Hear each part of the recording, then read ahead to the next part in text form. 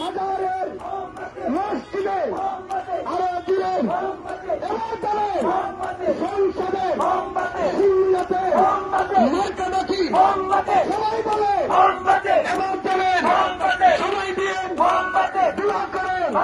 সংগ্রামী সাথী বন্ধুগণ, অবস্থিত স্বাস্থ্যগঞ্জের সকল ব্যবসায়ী ভাইরা, আপনার চল্লিশে থাকেন।